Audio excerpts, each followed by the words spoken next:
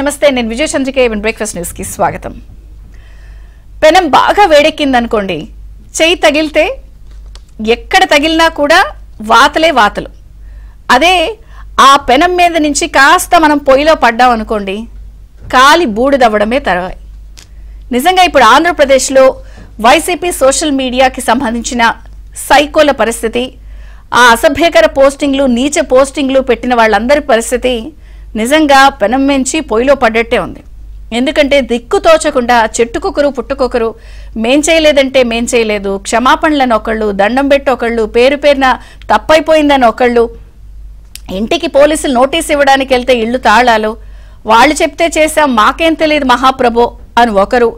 ఇలా వాళ్ళ పరిస్థితి చెట్టుకొకరు పుట్టుకొకరు కకావికలమైన పరిస్థితి అనమాట. నిజంగా ఎప్పుడూ కూడా ఈ స్థాయిలో వాళ్ళు ఊహించుండరు ఇలా జరుగుతుంది అని.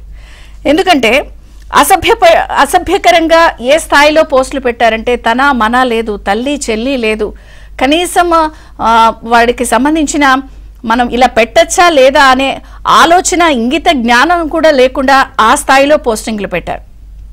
అయితే ఇప్పుడు దాన్ని ఏమంటారంటే ఏది చేస్తే మనకు అదే వస్తుంది అని అంటారు పెద్దలు. నిజంగా ఏ స్థాయిలో వాళ్ళు ఆ బూత్ పోస్టింగ్లు, నీచ అసభ్యకరమైన పోస్టింగ్లు పెట్టారో ఈరోజు ప్రభుత్వం కొత్తగా ఏర్పడిన తర్వాత కూటమి ప్రభుత్వం వీరందరిపై ఉక్కుపాదం మోపింది. పూర్తి ఆధారాలతో సహా ఎక్కడికక్కడ వాళ్ళందరినీ కూడా అరెస్ట్ చేస్తున్నారు, కోర్టుల ముందు ప్రజెంట్ చేస్తున్నారు. విచారణలో అయితే ఇక సంచలన విషయాలే బయటకు వస్తున్నాయి.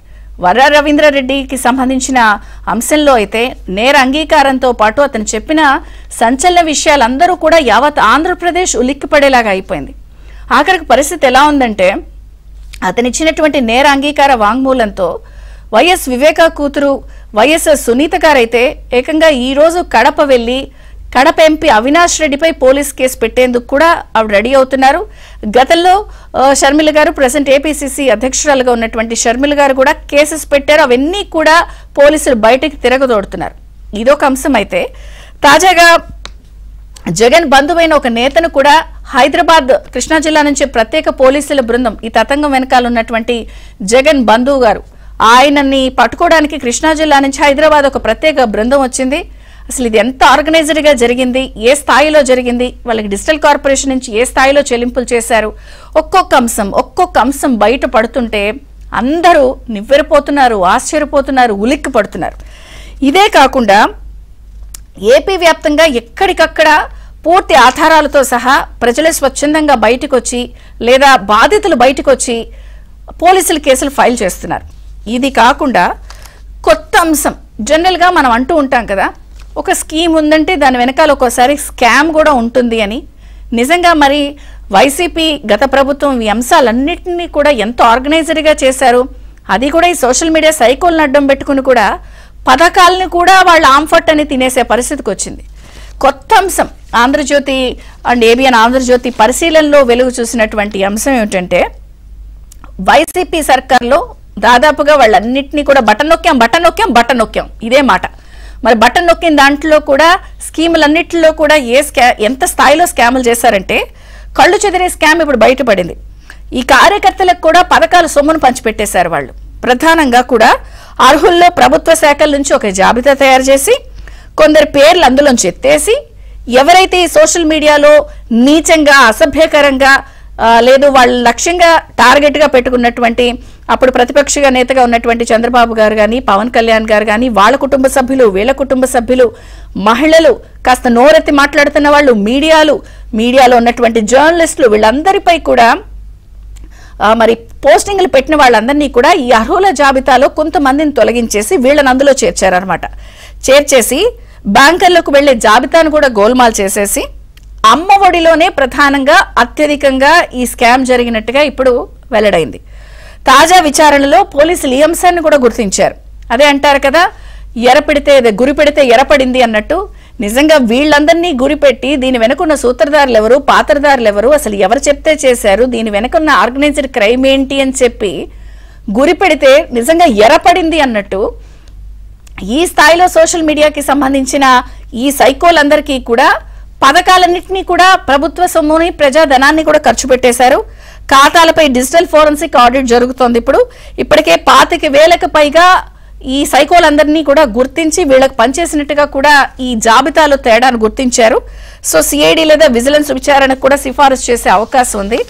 మొత్తంగా చూస్తే అసలు ఈ అంశాలన్నిటిపై ఒక ఎత్తు అయితే, నిన్న ఏదైతే హైకోర్టు చాలా సీరియస్ అయింది. ప్రధానంగా ఈ సోషల్ మీడియాకి సంబంధించిన సైకోల్ అంశం ఇంత సీరియస్గా జరుగుతుంటే, గత ప్రభుత్వ హయాంలో వైసీపీ హయాంలో తెలుగు భాష అధ్యక్షుడిగా ఉన్నటువంటి విజయబాబు గారు హైకోర్టును వెళ్లి పిల్ వేశారు. ఆ పిల్ల ఏం చెప్పారు, పోలీసులపై చర్యలు తీసుకోండి, వీళ్ళు సోషల్ మీడియా పోస్టులు పెడుతుంటే పోలీసులు అరెస్ట్ చేస్తున్నారు, ఇది ఎంతవరకు కరెక్ట్, బ్లాంకెట్ ఆర్డర్ ఇవ్వండి అని చెప్పి ఆయన వేస్తే హైకోర్టు ఆయన కూడా చడామడా తిట్టేసింది, చాలా సీరియస్ అయింది. అసలు ఏ స్థాయిలో అంటే ఇష్టారాజ్యంగా పోస్టులు పెడితే కుదరదు, సోషల్ మీడియా ఉంది కదా అని ఏమైనా చేస్తామని చెప్పి ఇష్టం వచ్చినట్టు వ్యవహరిస్తే మాత్రం మేము అలా ఉత్తర్వులు ఇవ్వము, పోలీసులు వాళ్ళ పని వాళ్ళు చేసుకొనివ్వండి, మేము జోక్యం చేసుకోము, అసలు ఒక దశలో మేము కూడా ఈ బాధ్యతలమే అంటూ హైకోర్టు ఆయనకి మొట్టికాయలేసింది, బ్లాంకెట్ ఉత్తర్వులు ఇవ్వనని చెప్పింది. మొత్తంగా అందుకే నేను అన్నాను, పెనం నుంచి పొయ్యిలో పడ్డట్టు ఒక పక్కన ప్రభుత్వం ఉక్కుపాదం మోపుతోంది, ఒక్కొక్కళ్ళు గురి పెడితే ఎర్రలందరూ బయటకు వస్తున్నారు, అటు చెల్లెళ్ళు కూడా రంగంలోకి దిగి మొత్తం కేసెస్ ఫైల్ చేస్తున్నారు. ఇంకొక పక్కన స్కీముల రూపంలో కూడా ఈ సైకోలకి స్కాములు ఏ స్థాయిలో చేశారంటే పథకాలన్నీ కట్టుపెట్టేశారు. మీరు అసలు ఇది తీసేసుకోండి, ప్రజా సొమ్ముని ఇష్టం వచ్చినట్టుగా పోస్టులు పెట్టే వారిపై కేసులు పెడితే తప్పేంటి కూడా అంటూ హైకోర్టు గ్రీన్ సిగ్నల్ ఇచ్చేసింది. ఇంకొక పక్కన బూతులే సిగ్గుపడేలా జుగుప్సాకరంగా వ్యవహరించిన వారందరిపై కూడా ప్రభుత్వం ఉక్కుపాదం మోపుతోంది. ఆశ్చర్యకరమైన విషయం ఏంటంటే కళ్ళు చెదిరే స్కామ్ కూడా బయటపడింది. సోషల్ మీడియా సైకోలన్నింటినీ కూడా చాలా మందికి జాబితాలో వాళ్ళని చేర్చేసి పథకాల సొమ్మును కూడా మళ్లించిన వ్యవహారం ఇప్పుడు హాట్ టాపిక్ గా మారింది అని చర్చిద్దాం. మనతో పాటు జాయిన్ అయ్యారు AP biodiversity board chairman Nilayapalem Vijay Kumar garu. Sir, hearty congratulations, first time board chairman గా అయిన తర్వాత ఏబిఎన్ డిబేట్ లో పార్టిసిపేట్ చేస్తున్నారు, కంగ్రాచులేషన్స్. కాంగ్రెస్ నుంచి spokesperson Nagarjuna garu, AP bar council member advocate Muppalla Subbarao garu, అందరికీ స్వాగతం అండి. నీలాయపాలెం విజయ్ కుమార్ గారు, మీతో ప్రారంభిస్తాను. అసలు ఒకదాని తర్వాత ఒకటి ఒక పక్కనేమో సొంత చెల్లెళ్ళు రెడీ అవుతున్నారు కేసులు పెడతానికి వెళ్ళి అన్ని విషయాలు బయటకు వచ్చిన తర్వాత, ఇంకొక పక్కన ఈ స్కీముల్లో కూడా ఈ సైకోల్ని చేర్చేసి ప్రజల సొమ్ము పనిచేయడం అనేది అంటే పప్పు బెల్లాల్లాగా మీరు ఇవి తీసుకోండి, తినండి, వాళ్ళని తిట్టండి, ఇది ఇప్పుడు కొత్త అంశం వెలుగు చూస్తుంది.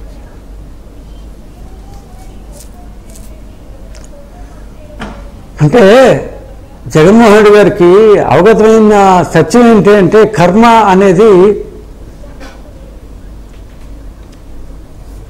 అనేది మనల్ని ఎప్పుడు వదిలిపెట్టిపోదు. ఒక 2 సంవత్సరాలు లేటు కావచ్చేమో కానీ ఖచ్చితంగా అది మనల్ని వెంటాడుతూనే ఉంటుంది, మన నీడ మారే ఉంటుంది. జగన్మోహన్ రెడ్డి గారి పాపం చాలా బాగా అవగతమైంది. అన్ఫార్చునేట్లీ ఆయన దీన్ని అర్థం చేసుకుంటారో రైట్ స్పీడ్లో తీసుకుంటారో లేదో మనకు తెలియదు. కానీ ఇక్కడ ఒక చిన్న ఇష్యూ ఏంటంటే, హైకోర్టులో పిల్ వేసింది విజయబాబు గారు. ఆయన ఇంతకుముందు ఆర్టీఐ కమిషనర్గా ఉండేవాడు, 5 సంవత్సరాలు ఫుల్గా ఆయన ఆర్టీఐ కమిషనర్గా పనిచేశాడు. అంటే రైట్ టు నో ది ఇన్ఫర్మేషన్ని, liberty of knowing every information of the government అనే ఒక థియరీ నుంచి పుట్టిందే ఆర్టీఐ.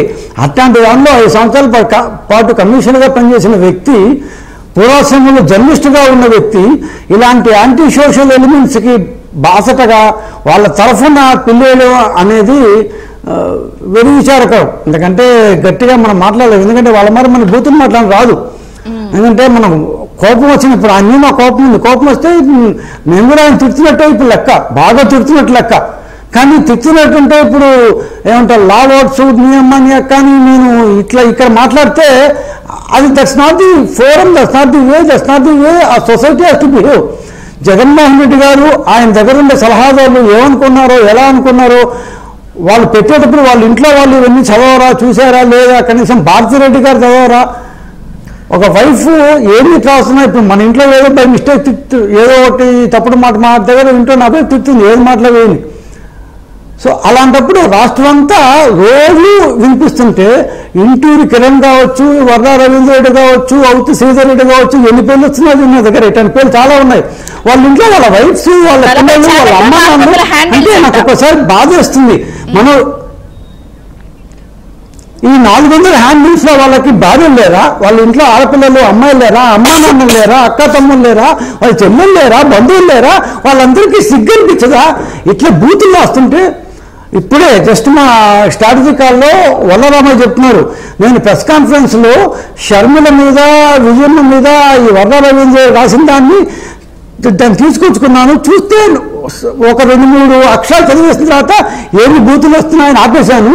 అంటే నేను వేరే పార్టీ వాడిని, నేను ఉచ్చరించలేని భాషలో అతను పబ్లిక్గా రాసుంటే వాళ్ళ అమ్మ వాళ్ళ అక్క మీదకి రాసినప్పుడు కూడా జగన్మోహన్ రెడ్డి గారు స్పందించారంటే అసలు మనం ఇంతమంది సైకోల మధ్య, ఆమె షర్మిల చెప్పట్టు ఇంతమంది సైతాన్ల మధ్య మనం బతుకుతున్నావా అంటే ఇంకా మనం ఎంత జాగ్రత్తగా ఉండాలి అంటే మనం జాగ్రత్తగా లేము యాక్చువల్లీ. అంటే వీళ్ళ ఒక్కొక్క ఏమైనా చరిత్ర బయటకు వస్తుంటే ఇంతమంది సైకోల మధ్య మనం ఎట్లా బతికాం అసలు, ఈ మాత్రం బతుకున్నామంటే మన అదృష్టం కూడా. ఎందుకంటే చాలా మంది వీళ్ళు బాధ పడ్డారు.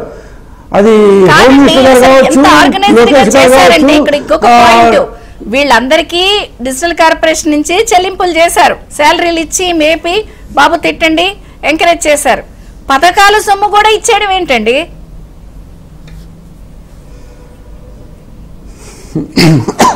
డిజిటల్ కార్పొరేషన్లో 129 మంది ఉద్యోగులు ఉండేవాళ్ళమ్మా అఫిషియల్గాను. అనఫిషియల్గా ఎంతమంది ఎట్లా ఇచ్చారో తెలియదు. ఎందుకంటే ఈ వెబ్సైట్ల డిజిటల్ కార్పొరేషన్ ఎట్లా పనిచేస్తుందంటే, డిజిటల్ కార్పొరేషన్ ప్రభుత్వ కార్యక్రమాలను ప్రజల్లోకి తీసుకుపోవాలి, అది వాళ్ళ యొక్క మ్యాండేట్. వీళ్ళు ఏం చేశారంటే దాదాపు 350 అనుకుంటాం, కరెక్ట్గా లెక్క అటు ఇటు ఉండొచ్చు, 350 వెబ్సైట్లకి ప్రభుత్వ కార్యక్రమాలు ఇచ్చే నెపం మీద గవర్నమెంట్ యాడ్స్ అప్పుడప్పుడు వేసుకొని వాళ్ళందరికీ డబ్బులు ఇచ్చారు. అంటే గవర్నమెంట్ డబ్బుని వాళ్ళకి స్కీములు అన్నారే, ఈ పాయింట్ వచ్చిందో లేదో నాకే అయితే తెలియదు, కానీ లబ్ధిదారుల ముసుగులో స్కీములు ఎట్టయితే వీళ్ళు సంపాదించారో, డిజిటల్ కార్పొరేషన్ ముసుగులో ప్రభుత్వ కార్యక్రమాల్ని ఈ వెబ్సైట్లు ప్రమోట్ చేస్తాయి, ప్రాపగేట్ చేస్తాయి అనే ఒక మిషన్ మీద వీళ్ళందరికీ 5 సెకండ్లకింత, దాన్ని 10 సెకండ్లకింత అంటూ యాడ్స్ ఇచ్చారు. అంటే గవర్నమెంట్ డబ్బుతో, గవర్నమెంట్ చేత, గవర్నమెంట్ కొరకు, గవర్నమెంట్ డబ్బుతో పార్టీ కొరకు వీళ్ళందరూ పనిచేశారు. పార్టీకి అంటారు ప్రత్యేకంగా ఉన్న వాళ్ళని బూతులతో తిట్టడానికి గవర్నమెంట్ సొమ్ము పడుకున్నారు. ఎంత అందంగా ఉంది చూడండి, వాళ్ళ చేతులకి మట్టే లేదు, వాళ్ళకి గవర్నమెంట్ సొమ్ముతోనే ప్రత్యేకతలు తిట్టించాడు. నిజంగా ఏమంటారు ద క్విడ్ ప్రో కో అనే ఒక వర్డ్ని ఎంత బాగా ఈ జగన్మోహన్ రెడ్డి అప్పట్లో వాడుకున్నాడు 2007, 8, 9 ఆ ప్రాంతంలో. అదేవిధంగా 1924 మధ్యలో గవర్నమెంట్ చేత గవర్నమెంట్ సహాయం తీసుకొని గవర్నమెంట్ డబ్బుతో తన పార్టీ వాళ్ళని, ఇంకా ఒకటి చెప్తాను, ఆయన ఐప్యాక్ ఉండేది, ఇప్పుడు మూసాడు ఆయన. ఈ ఐప్యాక్కి జీతాలంతా ఏమంటారు వాలంటీర్లకి ట్రైనింగ్ ఇవ్వాలి అనే ఒక దీంతో అదేదో రామ్ ఇన్ఫో అనే దీనికి సంవత్సరానికి 70 కోట్లు ఇచ్చాడు. కానీ అది వాలంటీర్ ట్రైనింగ్ ఏం పెట్టలేదు. ఎవరైనా సరే పదవులు తీసుకున్న వాళ్ళు, ఇంట్లో వాళ్ళు, బయట వాళ్ళు, పార్టీ వాళ్ళు, ఈ కార్యకర్తలు, సోషల్ మీడియా వాళ్ళు ఆయన జోబులోంచి ₹1 ఇవ్వలేదు. అంతా ప్రజల సొమ్మునే పంచిపెట్టి నేను మీకు చేస్తున్నాను అని ఆఖరికి వాళ్ళందరినీ కూడా రోడ్డు పాలు చేసి ఇరికించేసి రోడ్డు నీడ్చి పడేశారు ఆయన. ఒకటి. రెండు, ఇంకొక పాయింట్ సార్, ఇక్కడ అందరికీ కూడా ఒక డౌట్ సార్, ఇది కూడా చెప్పండి మీరు. ఈ ఇష్యూ స్టార్ట్ అయిన తర్వాత ప్రభుత్వం సీరియస్ గా ఉన్న దగ్గర నుంచి తప్పైపోయిందని ఒకళ్ళు, దండం పెట్టి ఒకళ్ళు సార్ క్షమించండి మేము అయిపోయింది ఆలు పెడితే పెట్టం అని అంటున్నారు కదా, వీళ్ళందరినీ ఏమైనా క్షమిస్తారా మీరు?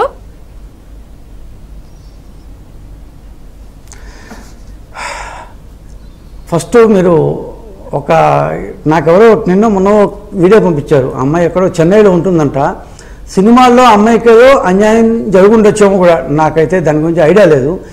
ఆ అమ్మాయి అంటే ఇక్కడ ఆడపిల్ల అయితే మాట్లాడకూడదు మగపిల్లవాడు అయితే మాట్లాడచ్చు అనే జెండర్ డిస్క్రిప్షన్ ఏమాత్రం లేదు. ఆ అమ్మాయి మాట్లాడిన బూతులు నాకు తెలిసి ఏ మగపిల్లవాడు కూడా నేనేదో చూడలేదు, కొంతమంది ఇట్లాంటి సైకిల్ ఉండొచ్చు, ఎన్ని మాట్లాడిందని నాకు నిన్న ఆ వీడియోలు చూస్తుంది చిసి అనిపించింది. అసలు ఏంది ఇది, ఆ అమ్మాయికి అవసరం ఏంటి, పోనీ ఆ అమ్మాయిని ఏమైనా పట్టించుకున్నారంటే అమ్మాయికి ఏం పదవి కూడా వచ్చినట్లేదు బహుశా. నిజంగా పిచ్చిమోహంతో కాకపోతే అన్ని బూతులతో విరుచుకుపడ్డం ఏంటి, అన్నీ ఇప్పుడు కేసులు పెట్టిన తర్వాత నేను నమస్కారం పెడతాను అంటే సారీ ఏంటి అంటే సారీ చేస్తే మొత్తం దాన్ని మాఫీ అయిపోతుందా? ఆ ఇంటూరి రవికిరణ్ అంట, అతని వైఫ్ వచ్చి నిన్న జగన్మోహన్ రెడ్డి గారి దగ్గర కూర్చొని ఫోటోలు చూసా, వీడియోలు కూడా చూసా.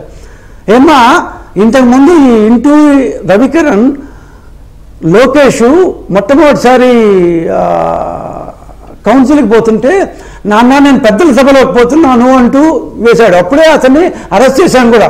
ఆయన సుప్రీంకోర్టు ఎక్స్ జడ్జి కూడా మమ్మల్ని లోన్ తిట్టాడు. అప్పట్లో ఆయనకు తెలియలేదు. ఆయన దాని కజ్జు గారు మమ్మల్ని తెగ తిట్టారు, ఇట్లా చేస్తారా అని. ఇట్లా ఎవరో ఎందుకు మన రామ్ గోపాల్ వర్మ గారు, ఆయన అంటే అందరికీ ఇష్టం. ఆయన చాలా ఎంటర్టైన్మెంట్ ఉండే మంచి సినిమాలు తీశారు. ఆయన అంటే ఎవరికి ఏమంటారు, చాలా మంచి సినిమాలు తీశారు. మనమంతా ఆయన సినిమాలు చూస్తూ దాన్ని మేము పెరిగినామే మేమంతా. కానీ అట్లాంటి రామ్ గోపాల్ వర్మ అసలు ఇంత జగుప్సాకరంగా ఆయన కార్టూన్ వేస్తుంటే what is the need for him to do that? అంటే ఆ జగన్మోహన్ గారు అంటే ఆయన దగ్గర డబ్బులు లేవా? నాకు నిజంగా ఒకసారి లాజిక్ అర్థం కాదు. ₹4 వరకు వీళ్ళందరినీ మీద సీరియస్ గానే ఉన్నారా?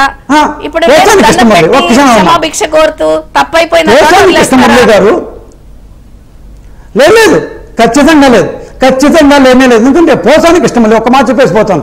అతను ఒక రైటర్, ఈజ్ అ రైటర్. చాలా మంచి సినిమాలు తీశారు. కొన్ని వేల నీతి వాక్యాలు కూడా చెప్పాడు ఆయన. అట్లాంటి పోసాని కృష్ణమురళి ఇలా ఇలా ఇలా ఇలా అంటూ అన్ని బూతులు ఎట్లా మాట్లాడగలడు? అంటే ఇన్ని రోజులు సినిమాల్లో నువ్వు రాసిందంతా ఫేక్. అంటే నువ్వు గోస్ట్ రైటర్, అసలు నువ్వేం రాయలేదా? ఇతనికి ఆ మాత్రం బుద్ధి కూడా లేదా? అసలు వీళ్ళు ఒక్కొక్కరు మనం చదువుతుంటే టైం చాలదేమో.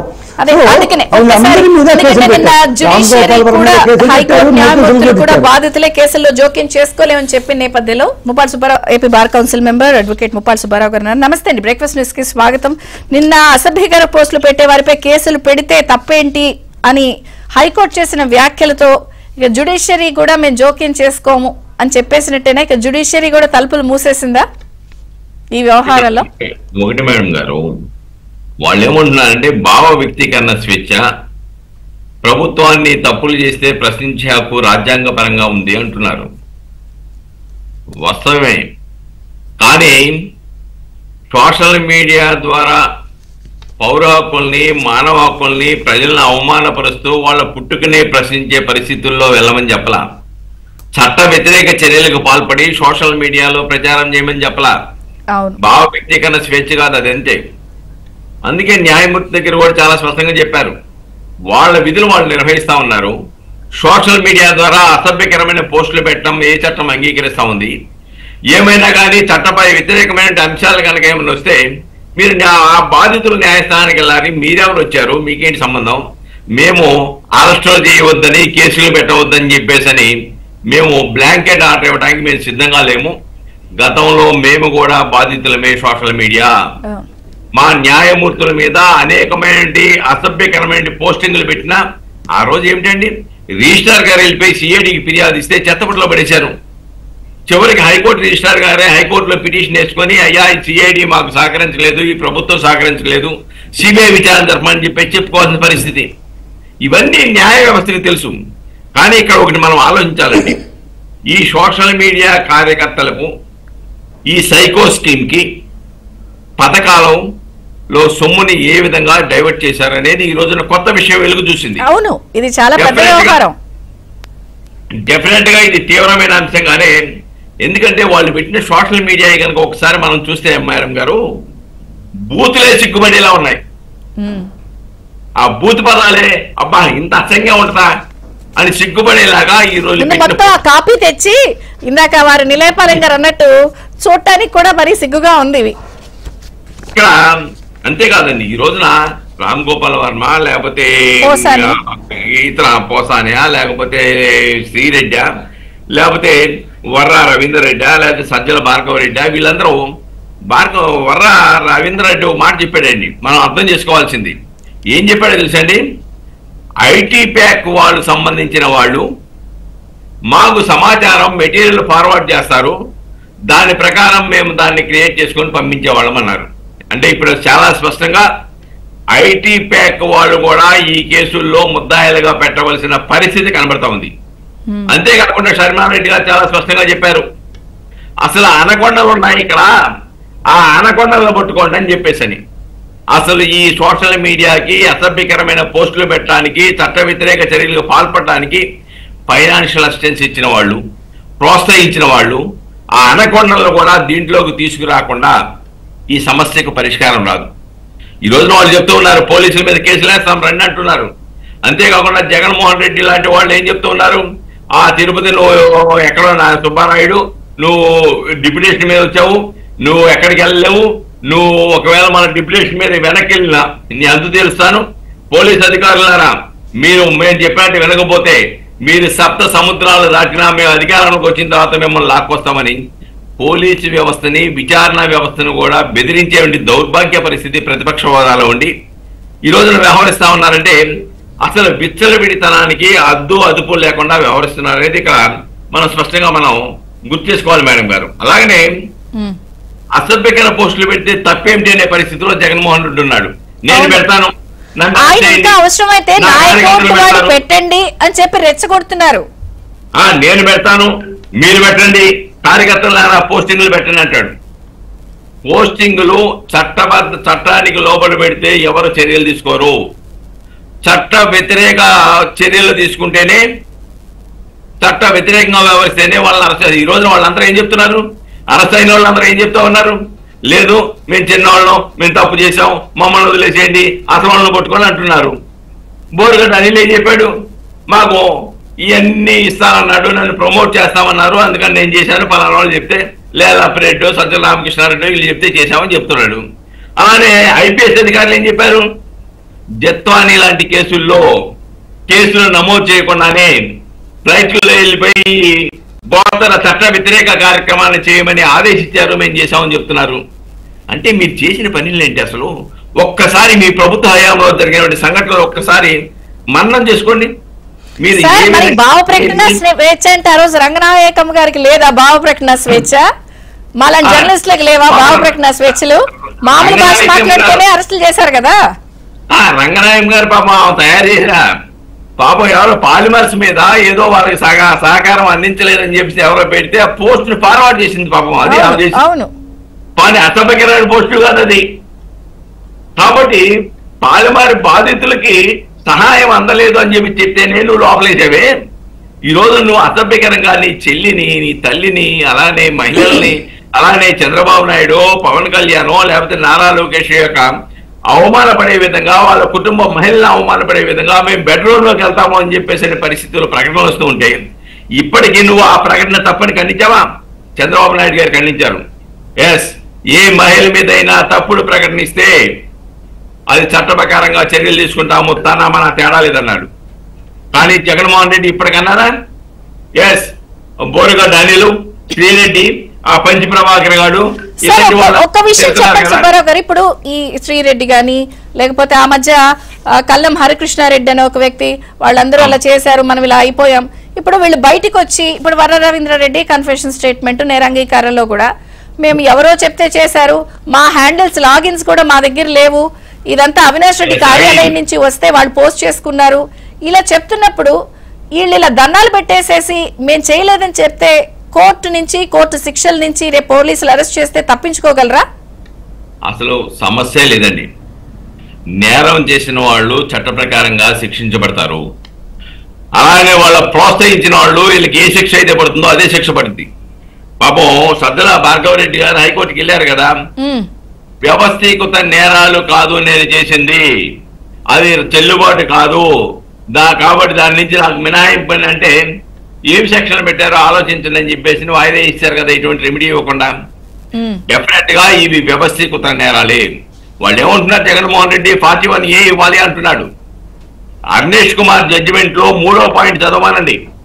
దాంట్లో ఏమన్నా అంటే హ్యాబిట్యువల్ అఫెండర్ అయి ఉంటే, అలానే నేర ప్రభుత్వం కలిగి ఉంటే కంటిన్యూగా, అటువంటి వారి పట్ల చెక్ లిస్ట్ లో అరెస్ట్ ఎందుకు, రిమాండ్ ఎందుకు రాసి కోర్టు అనుమతి తీసుకొని రిమాండ్ ఇవ్వచ్చన్నారు. కాబట్టి వర రవీంద్రరెడ్డి, సజ్జల భార్గవరెడ్డి ఇలాంటి వాళ్ళంతా కూడా, శ్రీరెడ్డి లేకుంటే బోరుగడ్డ అనిల్ ఇలాంటి బ్యాచ్ అంతా కూడా, ఆర్జీవీనా లేకపోతే పోతానా ఇలాంటి వాళ్ళంతా కూడా కంటిన్యూగా ఇచ్చారు, కంటిన్యూగా నేర ప్రవృత్తిని కొనసాగించారు. కాబట్టి వీళ్ళకి బెయిల్ ఇవ్వాలి, 41A ఇవ్వాలి, కోర్టుని ధిక్కరిస్తున్నారని జగన్మోహన్ రెడ్డి చెప్పినట్టుగా ఈ చట్టాలు లేవనే విషయాన్ని ఒక బ్రేక్ తీసుకుందాం. ఎందుకంటే ఈ రోజు వైఎస్ సునీత గారు కూడా కడపలో అవినాష్ రెడ్డికి అగైన్స్ట్ గా కంప్లైంట్స్ చేయడానికి రెడీ అవుతున్నారు. అలాగే షర్మిల కూడా గతంలో చేసినటువంటి కంప్లైంట్స్ ను కూడా పోలీసులు తిరగదోడుతున్న నేపథ్యంలో మరి కాంగ్రెస్ పార్టీ ఏమనుకుంటోంది ఈ అంశానికి సంబంధించి వాళ్ళు కూడా ఏం చెప్తారు? కాంగ్రెస్ నుంచి స్పోక్స్ పర్సన్ నాగార్జున గారు ఉన్నారు. నాగార్జున గారు నమస్తే, బ్రేక్ఫాస్ట్ న్యూస్ కి స్వాగతం. సో ఈరోజు షర్మిల గారు గతంలోని ఈ అంశాలన్నిటిపై సీరియస్ గా కంప్లైంట్ చేస్తున్నారు, అవి బయటకు వస్తాయంటున్నారు. వివేక గారి డాటర్ సునీత గారు కూడా కడప ఎంపీ అవినాష్ రెడ్డి గారి మీద కంప్లైంట్ చేయడానికి వాళ్ళ కడప వెళ్తున్నారు. ఎందుకంటే ఆ కార్యాలయం నుంచే ఈ పోస్టింగ్స్ అన్ని జరిగాయి అనేది వర్రా ఇచ్చిన నేర అంగీకార పత్రంలో రిపోర్ట్ లో ఉంది. ఏం చెప్తారు అసలు ఇదంతా చూస్తుంటే? నిన్న జగన్మోహన్ రెడ్డి గారు, మాజీ ముఖ్యమంత్రి పులివెందుల ఎమ్మెల్యే జగన్మోహన్ రెడ్డి గారు ప్రెస్ మీట్ పెట్టడం చాలా బాధాకరం మేడం. ఎందుకంటే ఆయన ప్రెస్ మీట్ పెడితే ఏం చెప్తున్నారు, వర్రా రవీందర్ రెడ్డి లాంటి సోషల్ మీడియా కార్యకర్తలు ఎటువంటి తప్పు చేయలేదు, వాళ్ళు పెట్టిన పోస్టులు చాలా మంచి పోస్టులు, చాలా అద్భుతమైన పోస్టులు అని చెప్తున్నారు మేడం. అదే ఒక పోస్ట్ చదివిస్తాను మేడం. అందులో ఆయన పెట్టిన ఆ కుర్రాడు పెట్టిన పోస్ట్ ఏంటంటే, షర్మిల వైఎస్ఆర్ గారికి పుట్టిన బిడ్డ కాదు, శర్మ గారు వైఎస్ఆర్ గారికి పుట్టిన బిడ్డ కాదు, వైఎస్ విజయమ్మ గారికి పుట్టిన బిడ్డ మాత్రమే అని పెట్టాడు మేడం. పెట్టిన తర్వాత ఆ కింద ఇంకో సెంటెన్స్ చెప్పాడు మేడం. అది చెప్తుంటే నాకు కళ్ళం నీళ్ళు వస్తున్నాయి. ఇలాంటి పోస్ట్ పెట్టిన వ్యక్తిని జగన్మోహన్ రెడ్డి గారు ఏం చేయాలి? నిజంగా ఈయన వైఎస్ఆర్ కొడుకైతే, వైఎస్ విజయమ్మ కొడుకైతే ఇతను ఏం చేయాలి? ఈయన నరి రోడ్లు కాల్ చేయాలి. అలాంటి పని చేయకుండా ఇతను కన్నదో ఏంటది కొన్ని చదవలేకపోతున్నాం మేడం. ఏం చేయాలి? ఇతనికి మీద ప్రెస్ మీట్ పెట్టి జగన్మోహన్ రెడ్డి ఇంత నీచానికి దిగజారుతారు. అసలు ఇతని మీద ప్రెస్ మీట్ పెట్టి ఇతను అమాయకుడు, బుద్ధిమంతుడు, ఇతను ఏం చేయలేట్లు అసలు ఎలా చెప్తున్నా నాకు అర్థం కావట్లేదు మేడం. నిజంగా ఇప్పుడు నేను అడుగుతున్నాను, జగన్మోహన్ రెడ్డి గారు వైఎస్ఆర్ కొడుకా కాదా? వైఎస్ఆర్ గారి పార్టీ పేరు, వైఎస్ఆర్ గారి పేరు చెప్పుకొని, అలాగే మా పార్టీ అధ్యక్షులు షర్మిలమ్మ పాదయాత్ర చేస్తే ఈయన ముఖ్యమంత్రి అయ్యారు, విజయమ్మ గారు పాదయాత్ర బస్సు యాత్ర చేస్తే ఈయన ముఖ్యమంత్రి అయ్యారు. అలాంటిది సొంత తల్లిని ఇలా తిట్టించారంటే, సొంత చెల్లినే మా నాన్నకు పుట్టలేదని చెప్పిస్తున్నారంటే దీని అర్థం ఏంటి మేడం? ఇలాంటి వాళ్ళని సపోర్ట్ చేస్తా పోస్టులు పెడుతున్నారా? దీనికి నిజంగా వైఎస్ఆర్ గారు కనుక బతుకుంటే చంద్రబాబు నాయుడు గారికి ధన్యవాదాలు చెప్పారు మేడం. ఎందుకంటే వైఎస్ఆర్ గారికి వాళ్ళ భార్య అంటే చాలా చాలా గౌరవం, చాలా చాలా ఇష్టం మేడం. ఆయన ముఖ్యమంత్రి అయినప్పుడు ఎప్పుడు బయటకు వెళ్ళినా బయటకు వస్తున్నా కానీ దిష్టి తీసేది, ఎదురొచ్చేది ఎవరంటే విజయమ్మ గారు మాత్రమే ఎదురొస్తారు మేడం. అంత ఆదరించిన, అంత ఇదిగా లవ్ చేసిన విజయం మీద ఇలాంటి పోస్ట్ పెడితే వైఎస్ఆర్ గారు నిజంగా బతుకుంటే ఈరోజు ఆత్మహత్య చేసుకునేవాళ్ళు మేడం. అలాంటి దరిద్రమైన పోస్ట్కి జగన్మోహన్ రెడ్డి గారు సపోర్ట్ చేస్తా. ఇలాంటి పోస్ట్ నేను నా సోషల్ మీడియాలో ప్రెస్ మీట్ పెట్టి మాట్లాడుతున్నాను మేడం. ఏమనంటే, నేను కూడా ఇలాంటి పోస్టులు నా సోషల్ మీడియాలో పెడతా, తప్పేంటి, వచ్చి అరెస్ట్ చేయండి చూద్దాం అన్నాడు. నిజంగా జగన్మోహన్ రెడ్డి గారికి దమ్ముంటే ఈ పోస్ట్ ని మీ అఫీషియల్ లో పెట్టగలరా? ఒకటే సూటి ప్రశ్న అడుగుతున్నాను. కరెక్టే. అసలు వారి తల్లి గురించి, చెల్లి గురించి అలా పెడితే మరి నా అంకా ఆయన అంటున్నారు, నా హ్యాండిల్ వాడండి అంటున్నారు. మరి దారుణంగా అంటే నీ చెల్లిని తల్లిని తెచ్చుకొని నీ హ్యాండిల్ నుంచి పెట్టాలంటే ఇంకేం దాని అర్థం? అరే నువ్వు చంద్రబాబు గారి భార్య లేదంటే లోకేష్ గారి తల్లిని తిట్టించావు, అలాగే పవన్ కళ్యాణ్ తల్లిని తిట్టించావు, అలాగే ఆఖరికి నీ తల్లిని తిట్టించుకున్నంత దరిద్ర స్థితికి నువ్వు దిగజారావంటే నువ్వు ఎక్కడి నుంచి ఎక్కడ దిగజారావు? అంతే కదా, రాజశేఖర రెడ్డి గారు చనిపోయిన తర్వాత మన కాంగ్రెస్ పార్టీ ఎందుకు ముఖ్యమంత్రి చేయలేదు? ఇలాంటి చండాలు నీచుడు నికృష్టుడు కాబట్టే పార్టీ దేశం నాశనం అయిపోయింది, కాబట్టి రాష్ట్రం నాశనం అయిపోయింది కానీ ఈయన ముఖ్యమంత్రి చేయాల. ఇప్పుడు తెలుస్తుంది ఈయన ఎంత సన్నాసం ఏదో ఇప్పుడు తెలుస్తుంది మేడం. అసలు సొంత తల్లిని తిట్టించుకోవడం ఏంది మేడం? సొంత తల్లిని ఇంకా వాళ్ళ చెల్లి మీద పెట్టిన పోస్టులు కొన్ని చూస్తుంటే మేడం కళ్ళం నీళ్ళు వస్తాయి. వాళ్ళ చెల్లి ఇతను అరెస్ట్ అయ్యి జైల్లో ఉంటే భారతం వెళ్ళి శర్మం దగ్గరికి, అనిల్ గారి దగ్గరికి వెళ్ళి పాదయాత్ర చేయాలంటే అనిల్ గారు అన్నారంట మేడం, ఏమని, అమ్మా ఆమె లేడీ కాదు, ఎందుకమ్మా ఆమె ఇన్వాల్వ్ చేయడం బాగోదంటే, అలా కాదన్నా ఆయన జైల్లో ఉన్నాడు కదా, మరి మీరే వచ్చి ఆదుకోవాలి కదా అని అంటే మా శర్మమ్మ అందంట మేడం, నాకు అన్నంటే ప్రేమ, నేను వెళ్ళాలి, నా అన్న కోసం ఇప్పుడు నేను నిలబడాలి అని చెప్పి వచ్చి వాళ్ళ బిడ్డలను వదిలేసి పాదయాత్ర చేసింది మేడం. ఎన్ని కష్టాలు ఎన్ని బాధలు పడతాం మాకు తెలుసు. అలాంటి చెల్లి మీద ఇలాంటి పోస్టులు పెట్టించాలంటే ఇతను ఎంత నీచాన్ని దిగజారాడు. పోస్టులు పెట్టిన వ్యక్తి కూడా భారతి గారి పిఏ అట కదా. మరి భారతమ్మకి తెలియదా మేడం? భారతమ్మకి తెలియదా? అతను రిమాండ్ రిపోర్ట్లు ఏం చెప్తున్నాడు? అవినాష్ రెడ్డి గారు పంపించిన పోస్టులే నేను పెట్టానని డైరెక్ట్ అవినాష్ రెడ్డి గారికి చూపిస్తున్నారు కదా. మరి పసిబిడ్డ అన్నాడు. అలాంటి పసిబిడ్డ నీ తల్లిని నీ చెల్లిని తిడుతుంటే నువ్వు ఎందుకు బయటకు వచ్చి మాట్లాడలా? ఇప్పటికీ పసిబిడ్డ నువ్వు ఎందుకు వెనకేసుకొస్తున్నావు? మరి ఎంత దారుణ దిగజారిందంటే ఏమనుకోవాలి మన సమాజం? ఇంకా ఇతన్ని మళ్ళీ అలా ముఖ్యమంత్రి చేస్తారు. నిజంగా వైఎస్ఆర్ గారి అభిమానులు ఈ పోస్టులు చదివి ఎవరైనా ఆయనతో నిలబడతారు మేడం? ఎవరు వాళ్ళకి సపోర్ట్ చేయలేరు మేడం. అంటే ఇప్పుడు మరి నెక్స్ట్ ఏంటి ప్రొసీడ్ అవుదామని ఎలా ఇప్పుడు ఈ రోజు వెళ్తున్నారు కంప్లైంట్ చేయడానికి? గతంలో కూడా షర్మిల గారు అప్పుడు కంప్లైంట్ చేసిన దిక్కు లేదు, అసలు ఇప్పుడు ఆ కంప్లైంట్ ఎక్కడుందోనట. గతంలో కూడా వైఎస్ జగన్మోహన్ రెడ్డి గారు ముఖ్యమంత్రిగా ఉన్నప్పుడు శర్మారెడ్డి గారు కానీ సునీతమ్మ కానీ వెళ్ళి కంప్లైంట్ చేశారు మేడం. చేస్తే ఆ కంప్లైంట్ తీసుకెళ్లి చెత్తబుట్టలో పడేశారు. ఇప్పుడు ఆ కంప్లైంట్లు ఎదుగుతున్నారు. ఎక్కడ నుండి ఏంటి ఎదుగుతున్నారు అంటే అంత దారుణంగా వీళ్ళు లా అండ్ ఆర్డర్లను ఇచ్చేశారు మేడం. కనీసం సొంత చెల్లెల్లో కంప్లైంట్ ఇచ్చిన నన్ను తిడుతున్నారన్నా దయచేసి ఆదుకున్నా జగనన్న అంటే దిక్కు లేకుండా పోయింది మేడం పోయిన 5 సంవత్సరాలు. ఇప్పుడు కూటమి ప్రభుత్వం చేసిన దానికి మా కాంగ్రెస్ పార్టీ ఫుల్ గా సపోర్ట్ చేస్తుంది మేడం. చెయ్యాలి. కానీ మీరు వాళ్ళు కలిసిపోయి అంటున్నారుగా. ఎలా ఇప్పుడు మంచి చేస్తే మంచి అంటాం మేడం, చెడు చేస్తే చెడు అంటాం. మన బడ్జెట్ పెట్టారు. మా శరణమ్మ మొదటి వచ్చి ప్రెస్ మీట్ పెట్టి మాట్లాడింది. ఏమని మాట్లాడింది? మీరు బడ్జెట్ పెట్టారు, బడ్జెట్ పెట్టిన దానికి పథకాలకి డబ్బులు ఎలాకేట్ చేయలేదు, తొందరగా ఎలాకేట్ చేయండి, ఇది కరెక్ట్ కాదని మొదట మాట్లాడి మీరు పసుపు చీరలు కట్టుకున్నారు, ఆరంగు చీరలు కట్టుకున్నారు, ఇవి ఇవన్నీ తిడుతున్నారు కదా మేడం. భారతమ్మ పసుపు రంగు చీర కట్టుకుందా లేదా? మరి భారతమ్మ పసుపు కలర్ చీర కట్టుకుంటే తప్పులేంది, మరి శల్మమ్మ కట్టుకుంటే తప్పేంది మేడం? పసుపు కలర్ అనేది మంచికి చిహ్నం. మనం చాలా ఇదిగా సెంటిమెంట్ గా ఫీల్ అవుతాం. అది వైఎస్ఆర్ గారే చెప్పిన మాట. అప్పట్లో సాక్షికి ఏ కలర్ పెట్టారు మేడం? పసుపు కలర్ కాదా? మరి విలేకరు మీ బట్టి విలేకరులు ఏం చెప్పారు ఆయన రాజశేఖర రెడ్డి గారు? పసుపు అనేది తెలుగుదేశం పార్టీ ఇది కాదు, మంచి చిహ్నం, మంచి కోసం మనం పెట్టుకున్నారు. అలాగే వాళ్ళ కొడుకు యొక్క పెళ్లికి సంబంధించి ఇవ్వడానికి వెళ్తే దానికి పెట్టుకున్న తప్ప మొత్తం. ఇప్పుడు ఇది వర్ర ఏం చెప్తున్నాడు, ఆ కార్యాలయం నుంచి వస్తే చేశాము, ఇంకొక పక్కనేమో జగనన్న కనెక్ట్స్ ఇలా చేశాము, ఇలా హ్యాండిల్స్ పెట్టాము అంటే ఇప్పుడు ఇది సజ్జల భార్గవరెడ్డి ఆధ్వర్యంలో ఎవరు చెప్తే జరిగింది అనుకుంటున్నారు? ఆయనేమో భారతి గారు పిఏ, ఇంకొక పక్కనేమో నా హ్యాండిల్లో చేయండి అని జగన్ గారు అంటున్నారు, సునీత గారు వెళ్ళి కంప్లైంట్ చేస్తున్నారు. మొత్తం ఎవరు ఎక్కడి నుంచి ఆదేశాలతో వచ్చిందని అనుకుంటున్నారు మీరు? అక్కడి నుంచి ఆ పాయింట్ నుంచి ఇన్వెస్టిగేషన్ చేయాలనుకుంటున్నారు? ఇప్పటి వరకు అయితే పిల్ల సజ్జల దాకా దొరికింది మేడం. ఈ పిల్ల సజ్జల్ని అరెస్ట్ చేసి పబ్లిక్ 2 పీకి గట్టిగా డిమాండ్ చేసి కొట్టి అవసరమైతే 3rd డిగ్రీ కూడా ఇలాంటి కేసులు మేడం. ఇవి ఏంటి అసలు ఇంత దారుణంగా పెడతంటే అతను పిల్ల సజ్జలను అరెస్ట్ చేసి 3rd డిగ్రీ ప్రయోగిస్తే భార్గవరెడ్డి పిల్ల మిత్రగాడు కాబట్టి ఏంటి ఈ పోస్టులు పెట్టడం ఏంటి మేడం? ఎంత చదువుకున్నాడు ఈ జగన్మోహన్ రెడ్డి గారు చెప్పడం మేడం, సజ్జల భార్గవరెడ్డి చాలా చదువుకున్నాడు, మంచి ఫారెన్ నుంచి వచ్చాడని చెప్పి సోషల్ మీడియా డబ్బాలు కట్టించుకున్నాడు మేడం. అంటే ఈ పోస్టులు పెట్టడానికి ఆయన డాక్టరేట్ చేశాడు అనుకుంటా మేడం. కానీ ఈ పోస్టులు పెట్టడానికి తండ్రి అలా ఉన్నాడు, కొడుకు అలాగే ఉన్నాడు మేడం. అసలు ఈ పార్టీ అధికారులు ముఖ్య కారణం ఎవరు? షర్మిలమ్మ, విజయమ్మ. వీళ్ళ కష్టం వల్ల పార్టీ అధికారంలోకి వచ్చింది. వీళ్ళ కష్టం లేకపోతే ఎన్ని సీట్లు వచ్చాయి మేడం? మొన్న అర్థమైంది. ఎన్ని సీట్లు వచ్చాయి? పట్టుమని 11 సీట్లు వచ్చాయి. వీళ్ళ కష్టం లేకపోతే 10 సీట్లు వచ్చాయి, 11 సీట్లు వచ్చాయి. వీళ్ళ కష్టం వల్ల అధికారంలోకి వచ్చి వీళ్ళ కష్టాన్ని వల్ల అసలు ఈ పార్టీలో ఎవరున్నారండి? తల్లి వెళ్ళిపోయింది, చెల్లెళ్ళు ఆయన మీద కంప్లైంట్లు వేయడానికి ఆయన సపోర్ట్ చేస్తున్న ఎంపీలకు వెళ్తున్నారు. సొంతగా పదవులు అనుభవించిన వాళ్ళందరూ బాబు నీకు దండమని బయటకు వచ్చి అసలు మమ్మల్ని ఆ రోజు జరిగిందన్నారు. వాసిరెడ్డి పద్మ గారు బయటకు వచ్చి చెప్పారు. అసలు ఎవరున్నారు ఇంకా? నా హ్యాండిల్ వాడండి, నా హ్యాండిల్ వాడండి అంటాడు ఆయన బయటకు వచ్చి. జగన్మోహన్ రెడ్డి గారు ఒక్కళ్ళే మిగుతారు మేడం.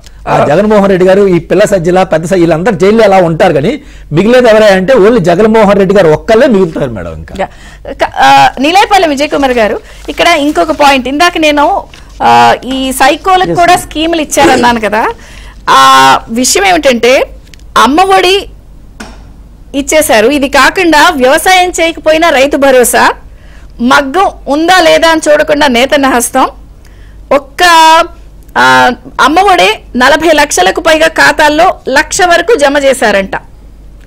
అంటే ఇక రైతు భరోసా, నేతన్న హస్తం, వాహన మిత్ర అయితే వెహికల్ ఉందో లేదో కూడా చూడకుండా ఇచ్చేశారంట. ఇవన్నీ ఆడిట్ లో బయటపడుతూ అందులో కూడా ఈ పేర్లందరినీ, ఈ పోస్టింగ్ చేసిన ఈ గనులందరికీ కూడా వెళ్ళి అంట. రికవరీ ఏమన్నా చేస్తారా? ఊరికే ఇక మనం ఇలా నెత్తినోరు బాదుకోవడమేనా?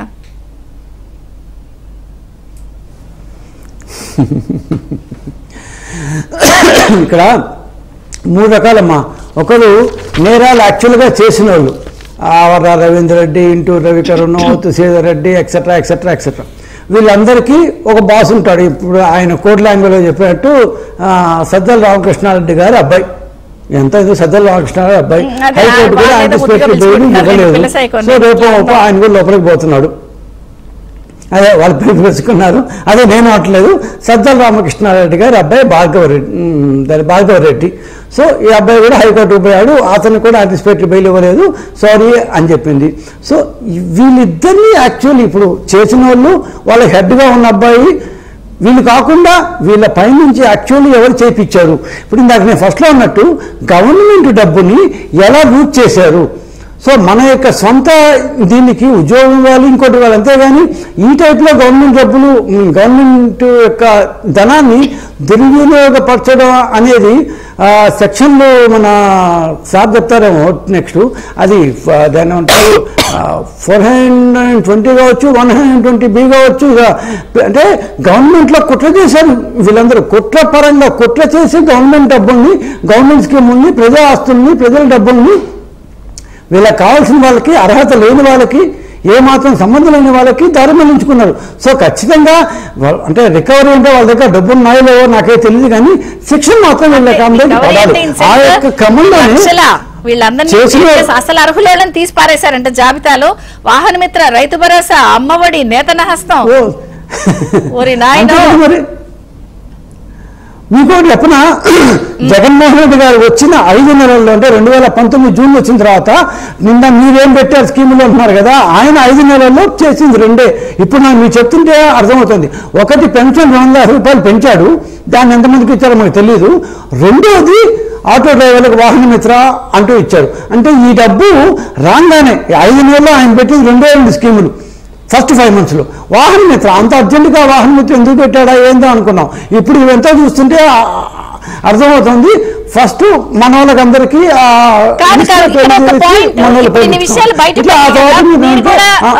మొన్న స్కీములు ఇచ్చారు కదా, మీ డబ్బులు కూడా ఇంకా ఈ సైకో అకౌంట్లకు వెళ్ళిపోయినాయా? చెక్ చేసుకున్నారా?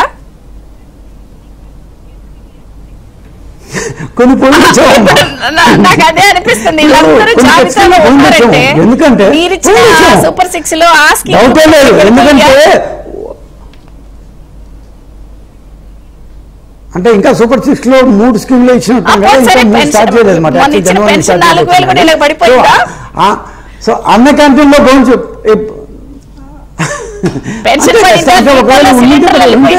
ఇది ఒక చోట ఒక 5 మంది సరే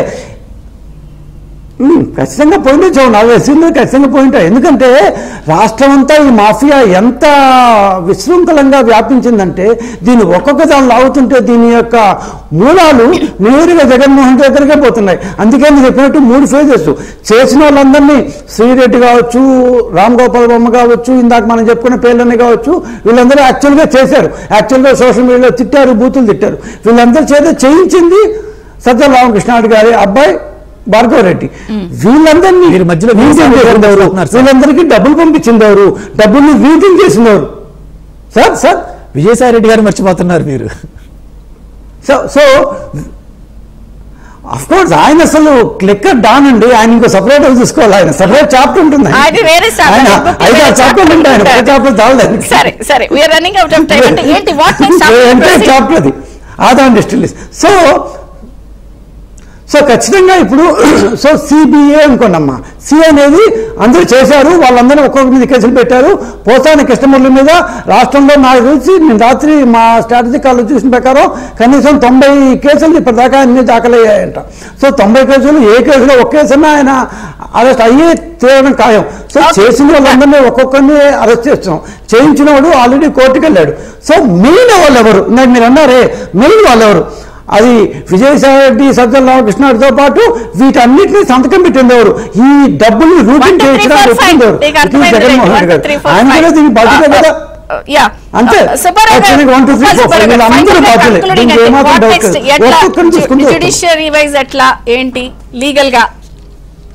ఇక్కడ ఒకటండి మేడం గారు, ఆల్రెడీ కుట్రపూరితమైనటువంటి ఆలోచన చేసిన వాళ్ళు, ఆ కుట్రను ప్రోత్సహించిన వాళ్ళు, ఆ కుట్రను అమలు చేసిన వాళ్ళు, వీళ్ళ ముగ్గురు కూడా చట్ట ప్రకారంగా నేరస్తులే.